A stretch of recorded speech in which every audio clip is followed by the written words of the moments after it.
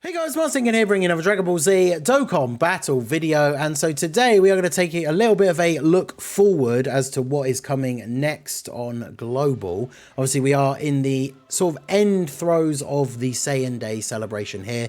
We have received all of the new content that is going to be coming out. The Super Vegeta EZA and the Sub EZAs are the final little bit of content. Obviously tomorrow we will be getting the World Tournament rewards, so we're doing some showcases for the LR Pilaf gang, some of the other EZAs, but then there's not really anything else, at least in terms of what has been shown in the news, to carry us through to the end of the week. So bit of a dry spell, I guess you could say, as we head towards the end of this week. However, we should see in the news by the time, I'm expecting to see it either Friday morning or Saturday morning at the latest. We should see the next Dokkan Fest event teaser, which of course indicates what the upcoming event is going to be. And of course for Global, based on the way the schedule has worked in the past, when Global did not get the New Year Dual Dokkan Fest from JP at the same time as them, we will of course be expecting to get the next Dokkan Fest, the JP Dual Dokkan Fest, Dragon Fist Goku and Int Harudagan. So like I say, we should see the teasers for these guys in the news by the end of the week. So I just wanted to go through some of the bits that came out here with their celebration. This is the kind of stuff that we can expect to see coming out next week. So I went back and looked at the previous year. Obviously last year we had that anomaly where, because of the superhero units, JP and Global got the New Year's units at the same time, which was of course the Ultimate Gohan and Piccolo. So of course this time spot in April did not have to be filled with the New Year Dual Dokkan Fest because we already had it. But the year before that, when the New Year Dual Dokkan Fest was Buu and Kid Buu and the Super Saiyan 2 Goku that transforms into Super Saiyan 3, that came out on the 1st of April. So if we look at the calendar here for this year, the 1st of April is Monday. So a lot of the time content on Global releases either on a Monday or Tuesday. So I would expect this to drop no later than Tuesday the 2nd of April. So that's why we would expect to see the teaser in the news this weekend by the very latest. So STR Super Saiyan 3 Goku. This guy is a unit that had a very sort of mixed reception because a lot of people were really excited for a new Dragon Fist Goku, but the animations for this guy weren't what people expected, right? Like his normal super attack for the TUR is kind of like a, it's just him doing a Kamehameha, but he switches between the forms up to Super Saiyan 3, almost like a slideshow. Like it's not like a crazy, super cool, fluid animation, but I quite like it from like a style choice. It's a reference to the movie poster for Wrath of the Dragon. I personally think it's pretty cool, but the actual Dragon Fist, that for this Goku is of course a super attack counter from his standby. A lot of people very disappointed with the Dragon Fist animation, but in terms of the unit himself, he certainly is very strong. He has a decent leader skill, movie heroes or final trump card, and then Super Saiyan 3 or Kamehameha as the extra 30%. He kind of replaces the year 7 gods because he has movie heroes and then Kamehameha.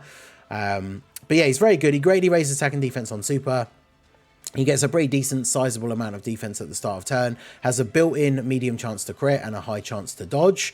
He then gets a big buff to both of his attack and defense when performing a super, 150%.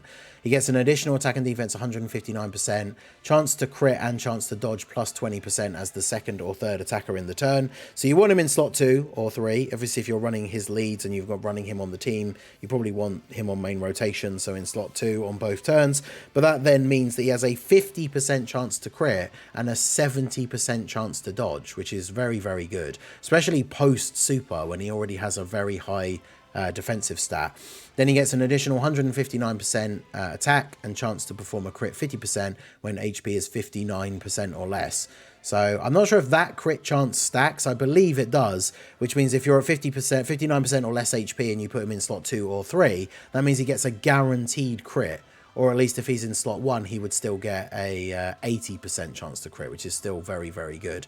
And then he has a great chance of nullifying unarmed super attacks directed at him. Then his standby 70% or less HP from the 3rd turn or starting from the 6th turn. 70% is pretty easy to drop below once you start getting into the harder content. He goes into the standby, and I feel like the way they designed his standby is pretty good for a unit that you're specifically wanting to see the standby attack, right? Because the standby attack is the Dragon Fist, but it's not an attack that he does, it is a counter. So when you go into his standby, he can't actually attack. He gets 333% attack and defense. He gets additional attack 159% for 1 turn, because ideally they want you to use the counter straight away on the 1st turn. He has a 70% chance to dodge on top of all that defense. If HP is 59% or less, he has extra dodge, so it's like 90%. But the important thing is he has a guaranteed scouter. He gives all allies 3 key and 59% defense.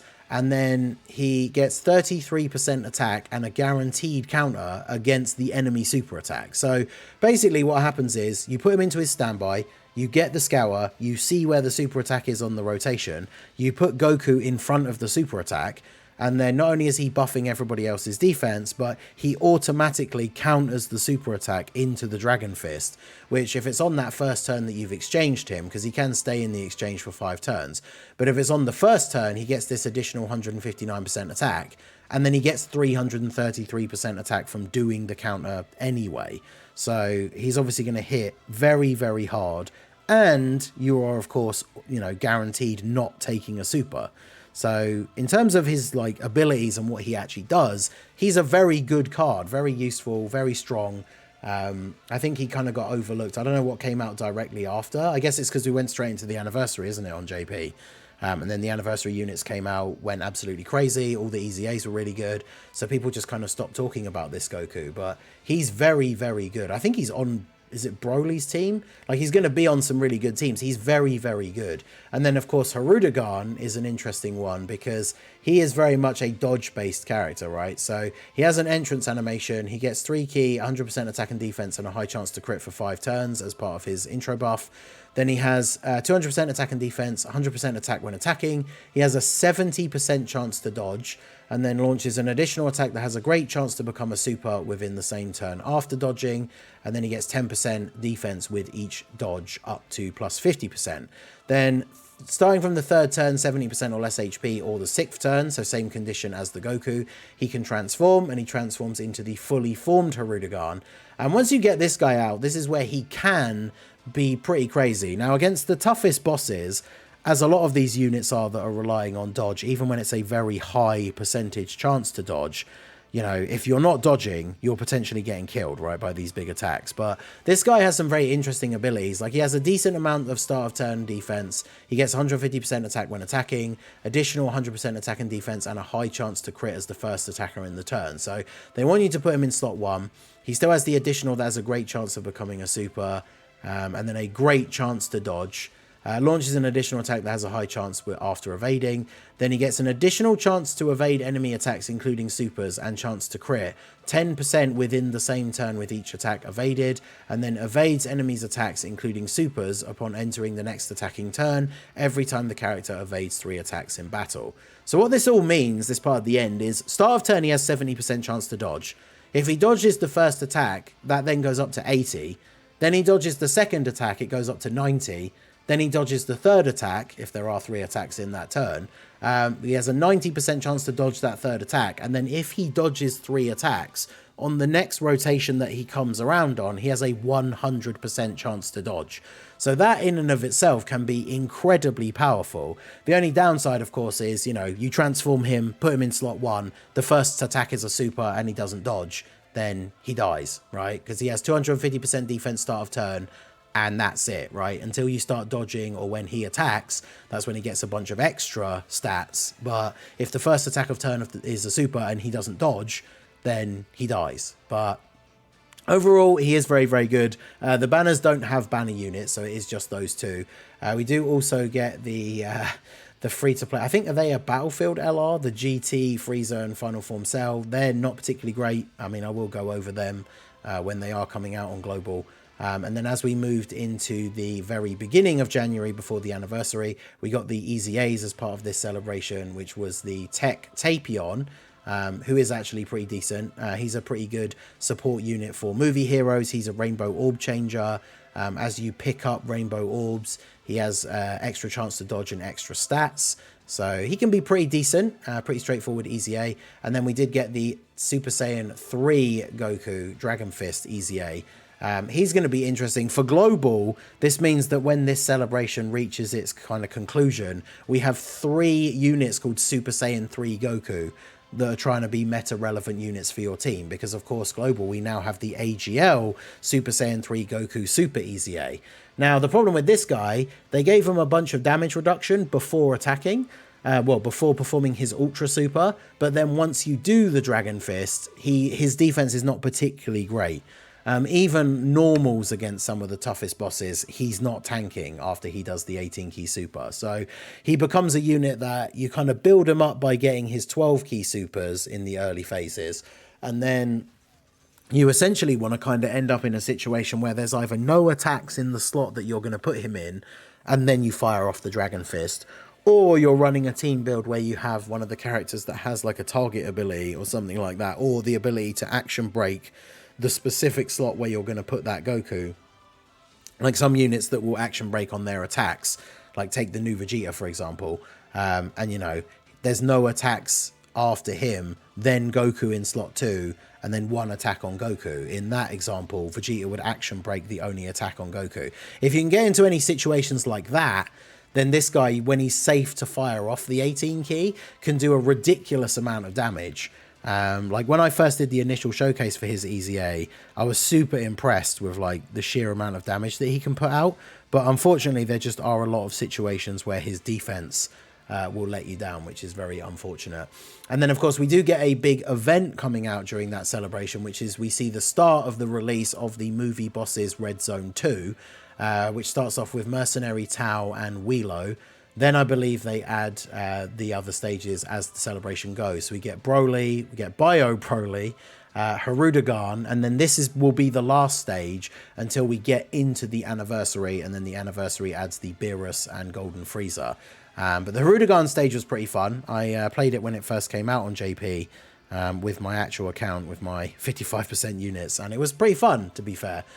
So this movie bosses Red Zone is coming out. Very interesting for global players for us to try out like the new Vegeta team, the Super Vegeta units like that, to see how they are going to do in this celebration. I'm quite looking forward to this. So movie bosses Red Zone 2, I believe as the missions start to come out. I don't know if you can complete the support memory until all of the missions, all of the stages are out. But of course, you get a bunch of stones, you get a bunch of tickets for the banners and everything. And of course, the nuke leaders are not allowed, so rip Golden Frieza yet again. But yeah, movie bosses Red Zone. And then I did bring up the image on the screen instead of Goku there momentarily by accident. But we do get, as we went into the end of this celebration, before the anniversary on JP, before the countdown, where we then get the STR UI Goku Easy A, this is where we then got the support, 50% support unit Easy A's.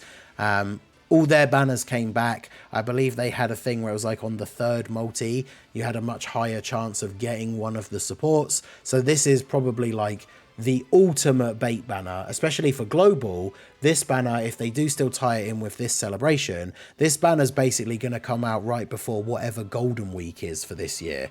And of course, Golden Week is a shared dual Dokkan Fest celebration. Last year, it was 23rd World Tournament Goku and Piccolo Jr.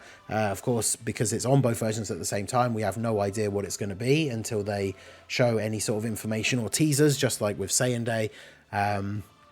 So this is going to be a crazy bait banner because some of these are very, very good. The reason why I brought Kabe up as an example is because he's one of the best ones. He has the attack and defense 50% for 9 turns raise, which is pretty crazy. But all of these units are providing their own typings with 3 key and 10%. And then their specific type, so for Kabe, obviously it's Super STR, it's an extra 50% attack and defense. So 3 key and 60% attack and defense for Super STR. Randomly change orbs to their own typing, then they get 50% attack and defense per key sphere obtained and an additional 20% if it is that same type of orb, as well as crit chance. So like if you're getting 10 orbs, that's 700% extra attack and defense and a guaranteed like crit, which is ridiculous. And then they can change all the orbs on the field to the typing orbs if you're at 50% or less HP and you have 2 or more super or extreme, obviously depending who the character is. And that's a once only. But not only are you changing the whole field, which gives them a huge buff for their stats, but it's probably just going to straight up give you a full heal as well. And then they guard all attacks for 4 turns from the start of the turn, as long as you have 3 or more of the other type allies. And it is another 3, so not including the unit themselves. So all of these are applicable to every other unit. Like the second form cell, every instance of STR here will just be changed to tech. Every instance of super will be changed to extreme. The only thing that differs between them is their super attack effects. And that's where the differences come into play. Like some of them don't have very good super attack effects at all. I think TN is an example of one of the ones that is one of the worst ones. He just has greatly raise attack for 1 turn, so he doesn't get like any extra defense or any build up or anything like that, so he's not particularly good. I know the Pan has an interesting one where she buffs all allies attack and defense by 30% for 2 turns. So the interesting thing about her is you can have her on a rotation providing all this support to AGL characters, then she does a super attack, and then on the next turn all allies are getting 30% extra attack and defense, even if they're not AGL, let alone super AGL. So that's actually very interesting. So those are all coming out, or should all be coming out, at the end of this, as the sort of Goku and Hirudegarn celebration is wrapping up, which, as I say, that means these guys will be coming out right before Golden Week for Global, which is certainly very, very dangerous for your stones, because some of these guys are really, really good. I do have all of them, but most of them for me are only like 55%. So, of course, I will be very tempted to try and get dupes, because I believe they didn't go into the general pool, and then the banners just went away again after they came back for this celebration on JP. So who knows when they'll be available to get again after this. Kabe is a really good option. All right, we have units like Kefla, the STR Super Vegeta, Goku and Vegeta that fuse into Vegito, like a lot of really good Super STR character. Beast Gohan, obviously, from the anniversary, is Super STR. The Boo is pretty interesting, especially with the Buhan EZA. Cell will certainly be interesting, considering Tech Cell will get his Super EZA at some point fairly soon. Hit's good. Like, both of these guys are good for Chaos Team, even though they're not even supporting AGL, just because they're good buffs for the Universe 6 team. But I think it's the Z-Sword Gohan, TN, are probably like the 2 worst ones. Scout, I think the Vegeta's okay. I mean, the Boo's not super great, but will do very well because of Buhan. I think the Real Do's pretty good, and obviously GT Bosses needs all the help it can get. So yeah, let me know what you guys think down below in the comment section. Out of all the stuff that we know is coming between now and Golden Week, which, as I say, is a complete unknown, is there anything that you guys are super excited for? Obviously, a new Red Zone will be fun. We'll try and get as many of those done with the Heroes team, of course. But yeah, I personally am quite excited for both of these guys. I don't want to go too crazy because, you know, for Global, not only do we have Golden Week, we still got to think about the anniversary. But I would very much like to get both of these units. Let me know all your thoughts down below in the comment section. So that is going to be it for the video, guys. This has been the Masked Ningen. Smash that like button, subscribe to the channel if you are new. Check out the links down below for the Discord and the merch store. And I will see you all again soon. Have a good one.